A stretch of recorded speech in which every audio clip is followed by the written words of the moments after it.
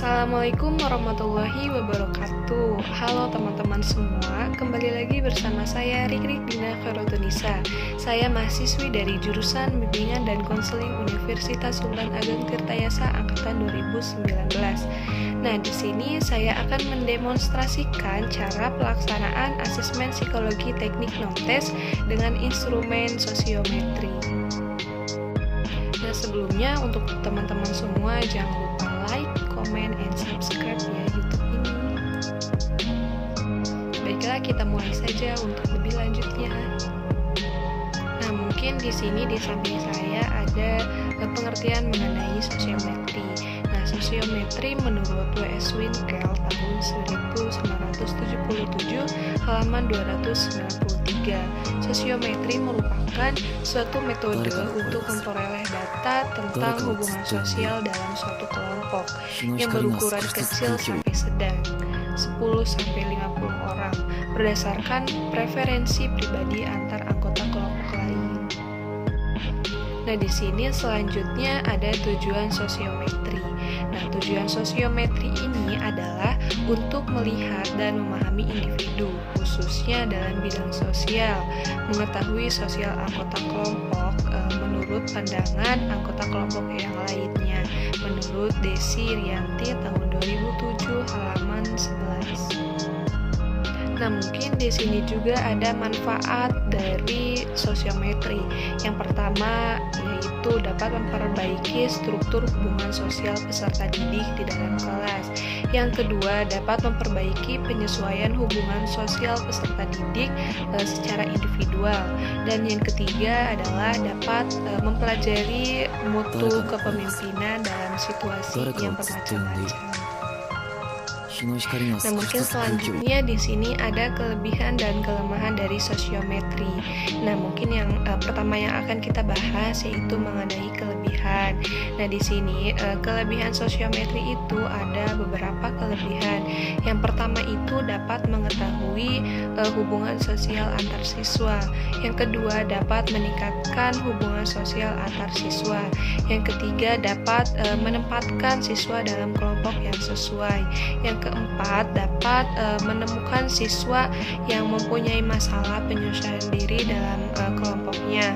Dan yang kelima, dapat membantu meningkatkan pemahaman siswa dalam pergaulan yang sedang dialaminya. Nah, mungkin di sini yang terakhir ada kelemahan dari sosiometri. Nah, di sini ada dua kelemahan. Yang pertama, sangat sulit dijamin kerahasiaannya.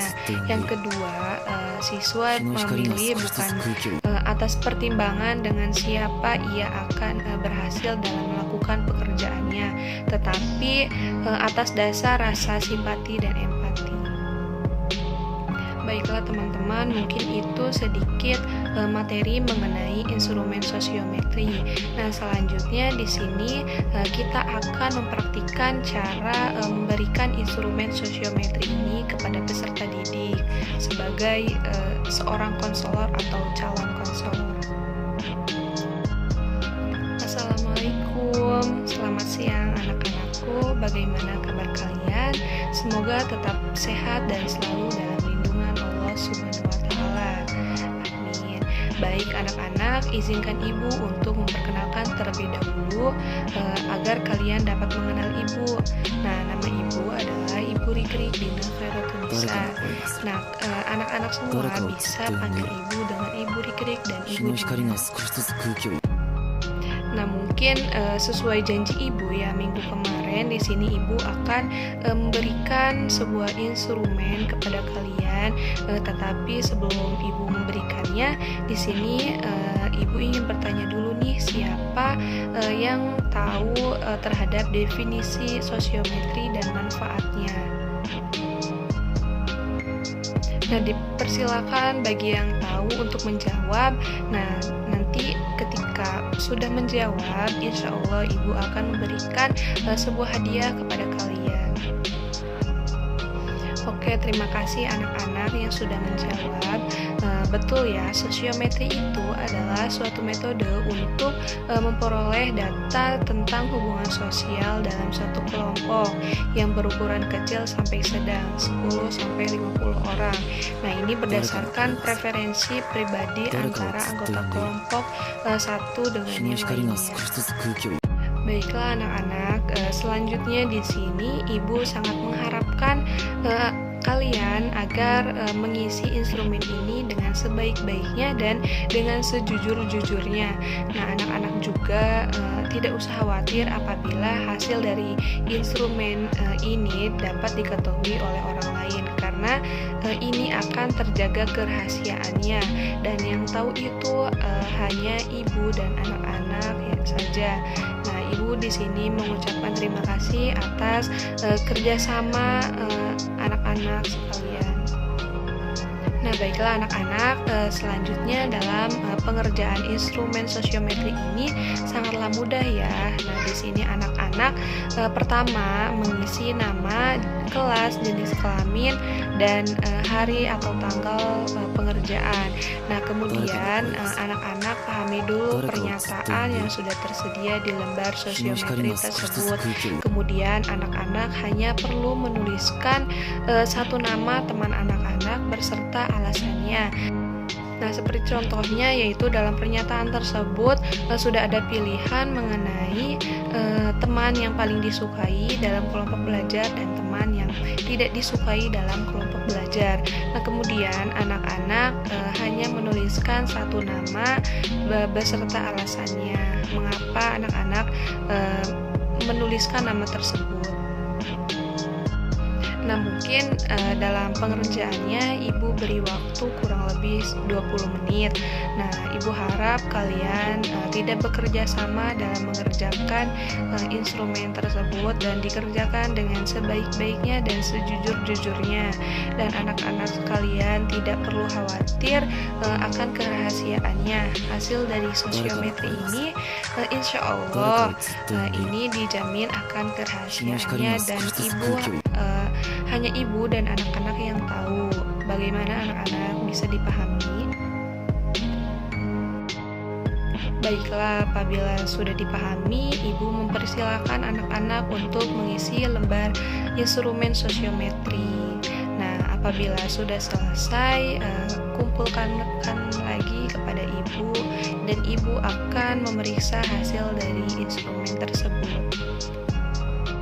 Nah, apabila sudah dikumpulkan semua, insya Allah minggu depan Ibu akan memberikan hasil dari instrumen sosiometri ini kepada anak-anak semua. Nah, apabila ada salah satu teman dari kalian yang mempunyai masalah dalam kelompok belajar, insya Allah kita akan mencari solusinya bersama-sama untuk menyelesaikan permasalahan yang dialami oleh teman-teman semua. Nah, baik, selanjutnya ketika sudah mendapatkan data dari sosiometri dari peserta didik, nah cara untuk mengolahnya yaitu ada dua cara. Yang pertama dengan aplikasi sosiometri Microsoft Excel dan website CD. Nah, di sini saya menggunakan website CD untuk mengolah dari sosiometri. Nah, mungkin ini di samping saya ada hasil dari pengolahan dari aplikasi website CD. Nah, di sini untuk bulatan itu adalah untuk laki-laki, yang kotak adalah untuk perempuan, untuk panah yang berwarna merah itu untuk pilihan pertama, dan panah yang berwarna hijau itu untuk pilihan yang kedua.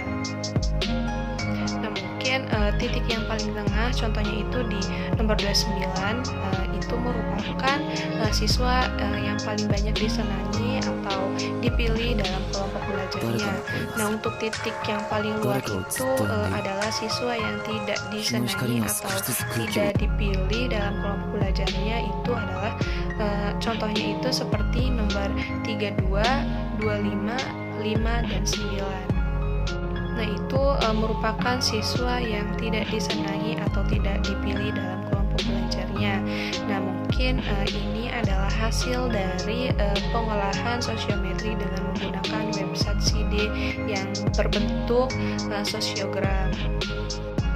Nah, mungkin itu saja yang bisa dapat saya sampaikan. Semoga dengan adanya video ini dapat bermanfaat untuk teman-teman semua. Kurang lebihnya mohon maaf. Wassalamualaikum warahmatullahi wabarakatuh.